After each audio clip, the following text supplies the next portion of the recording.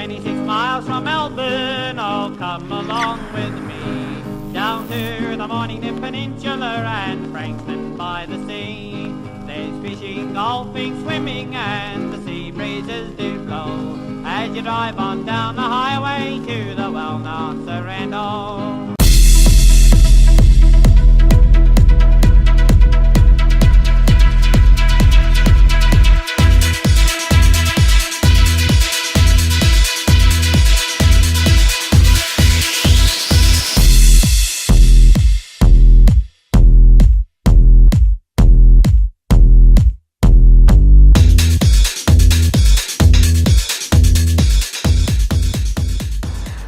Hello and welcome to Frankston TV. I'm Ellie Cole.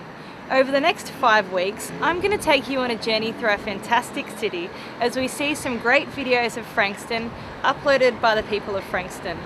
You see, Frankston TV is also a community YouTube channel where anyone can upload their videos. So if you're feeling creative, why not make your own video and upload it to frankston.tv? You never know, it might even end up on one of our future episodes appearing on Channel 31. To get the episode started, we're going to hear from one of Melbourne's best known restaurateurs, Paul Mathis, who has recently opened a cafe right here in the heart of Frankston. Frankston was always on the radar for me. It's a city in itself, and I always saw Frankston as an emerging metropolis, if you like, and all its surrounding or peripheral bonuses were the real drawcard for me, apart from Frankston itself being the city and the hub that it is. You know, the peninsula itself is something that I love, and I've always wanted a sea change, and this opportunity presented itself.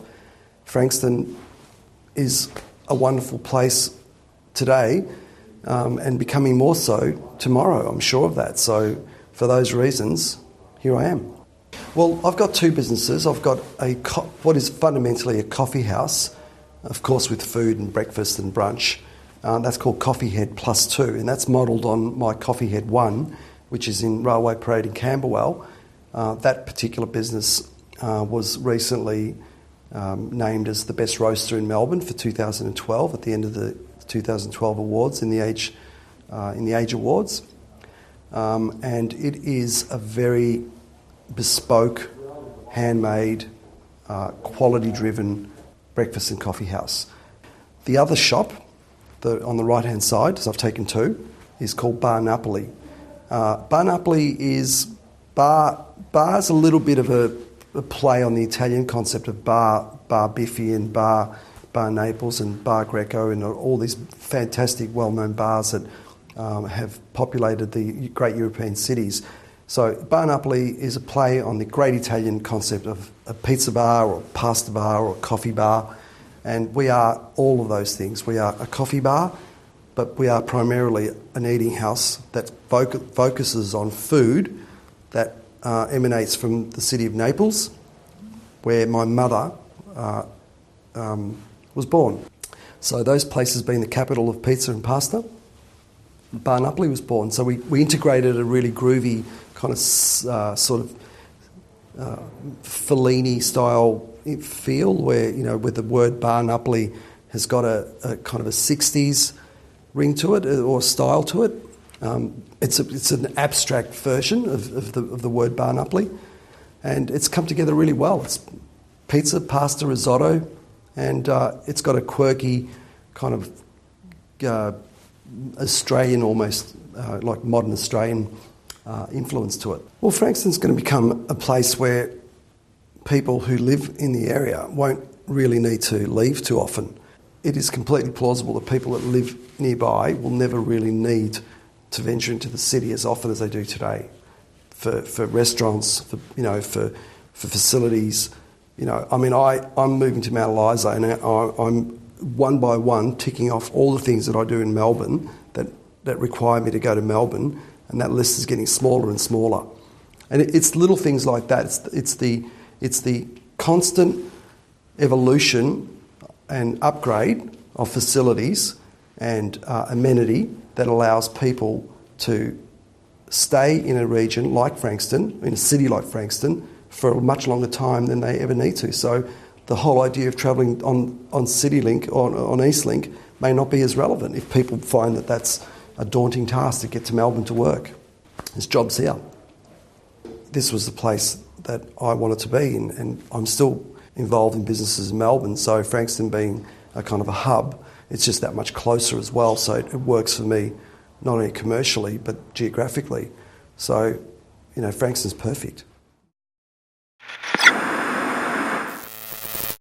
Something that is new to the Frankston City Centre is the ExUrban Screens Digital Arts Festival, which brought some of the world's best projection artists to Frankston to light up the skyline. Let's take a tour.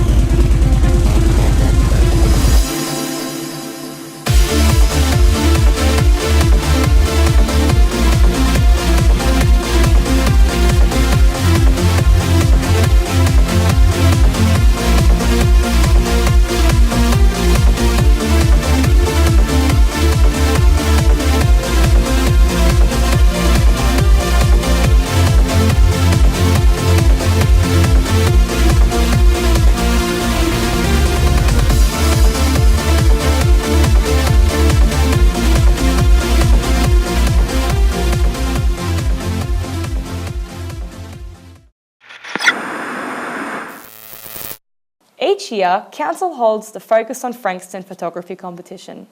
This year, it was extended to also include moving pictures. This entry by Jonathan Dawson took out the People's Choice Award. Let's check out Sarah's story. Hi, I'm Sarah's dad, and this is Sarah.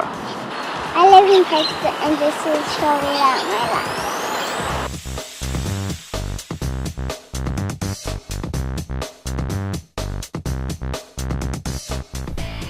My name is Sarah Dawson, and I'm almost 4, and I live in Frankston.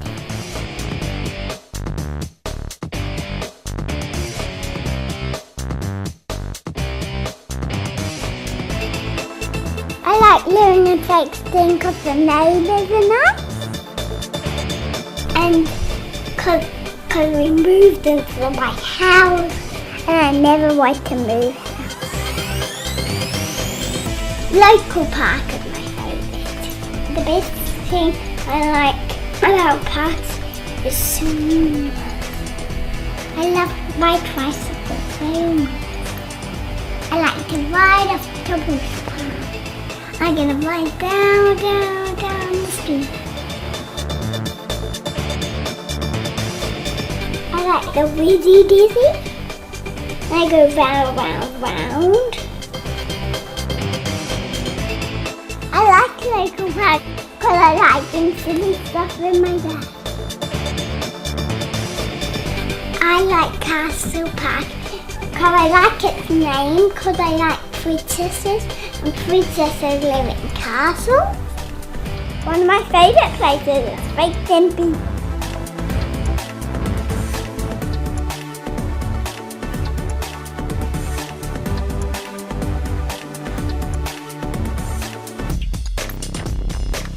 Thanks for watching.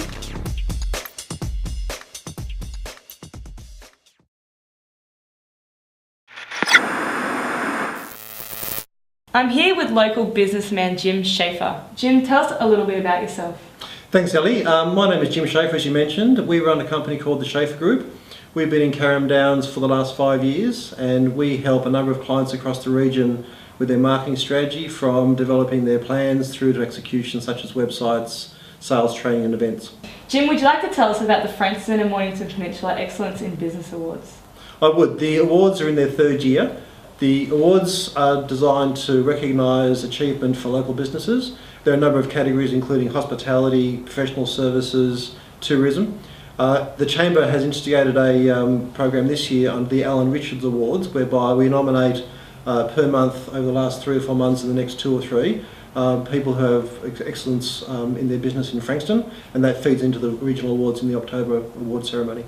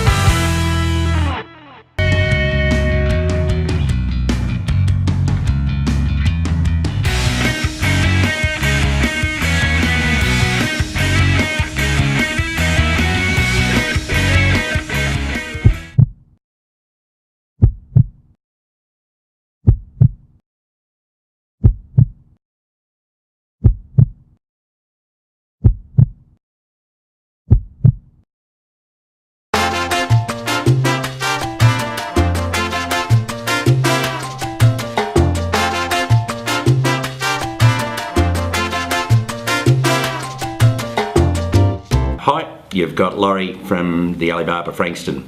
You're watching the history of Well Street right here on Frankston TV. I'm here with Laurie Willoughby to chat about Frankston. Laurie, tell us a little bit about your association with Frankston. Okay, my association with Frankston starts probably in 1951. Wow.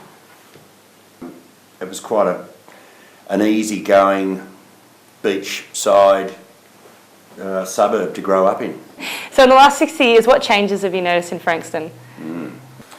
Well, apart from buildings being built and far too many to sort of pick one right off the front of your brain and go, right, well, you know, what about the Safeway building that was built? What about the Peninsula Centre that we're now in? I had a shop next door where I did my apprenticeship, and then I finished up going in the army. I finished up getting called up.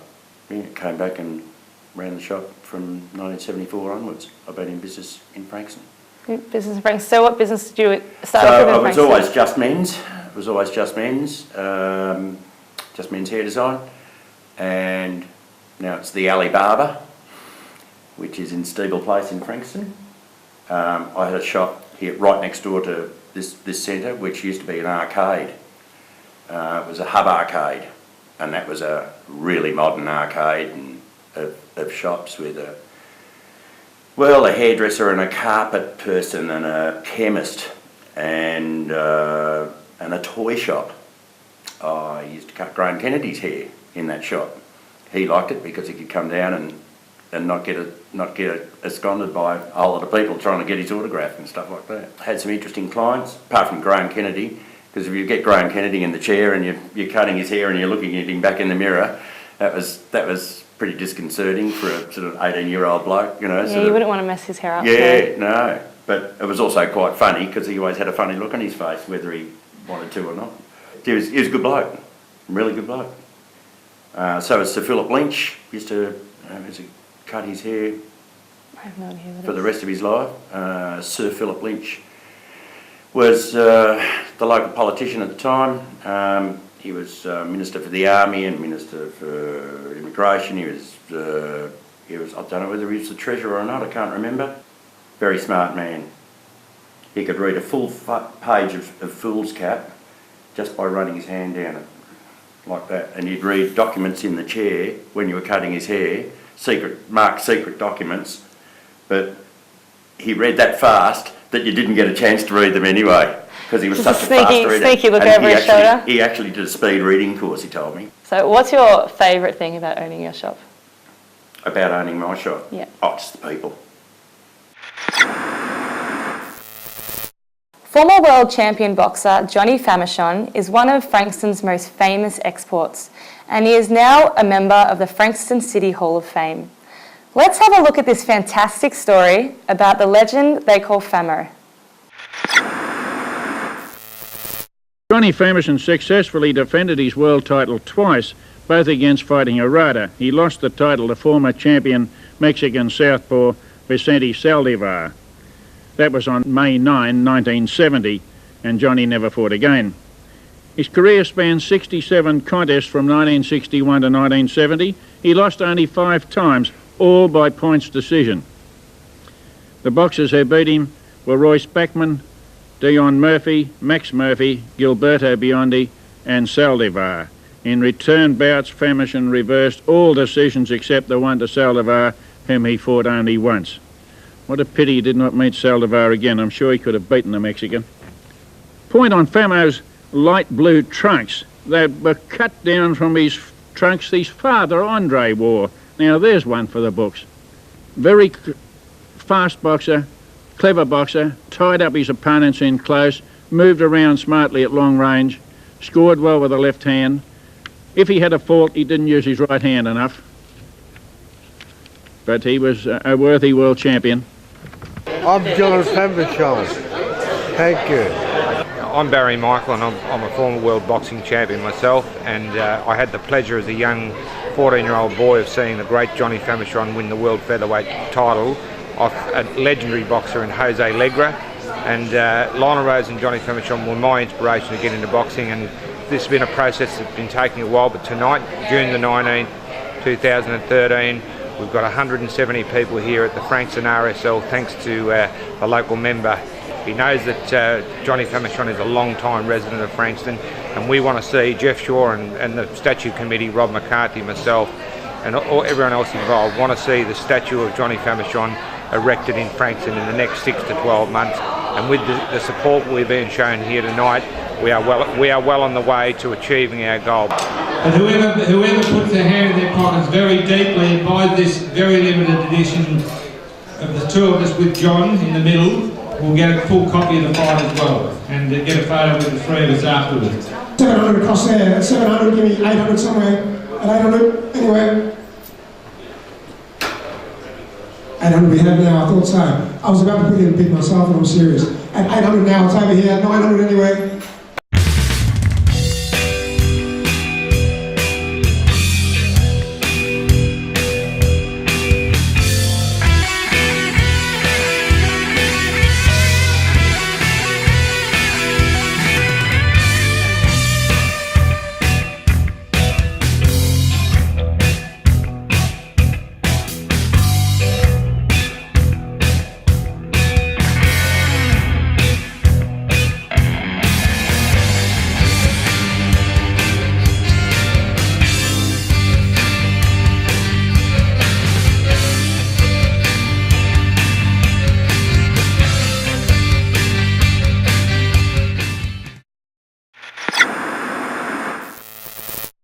Hi, it's Leon here for Frankston TV. Here's a preview of next week's episode. So when I was 2 years old, I was diagnosed with a very rare form of cancer called a neurosarcoma. So they chose to have my leg amputated to save my life. Fortunately, my parents made the decision to enrol me into swimming lessons to aid my rehabilitation and back into a normal lifestyle, and that's how I got into swimming. Here's a special moment for Ellie. 8 years of training is going to be over and done with in 5 minutes time. You know, I'm going to be in the cool down pool, and I might be a gold medalist, I might not be. I have no idea what's about to happen. But Ellie has taken control now. Ellie Cole of Australia ready to win gold with 15 metres to go, and now she's a champion as well. She's a gold medalist. Gold to Ellie Cole of Australia. People always think it's the most exciting moment of your life, but to be honest, it's the most relieving moment of your life.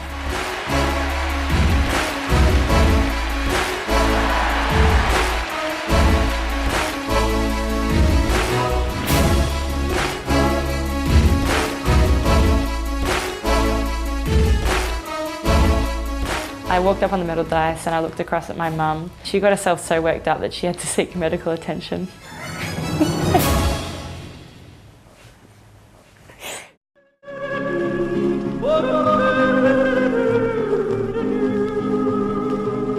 I take a drive when I'm lonely, but don't think I'm a dill, 'cause I watch those lovers parking up there on Oliver's Hill. When the silvery moon is shining across the glittering bay, romantic time begins here down the lovely Frankston way. On the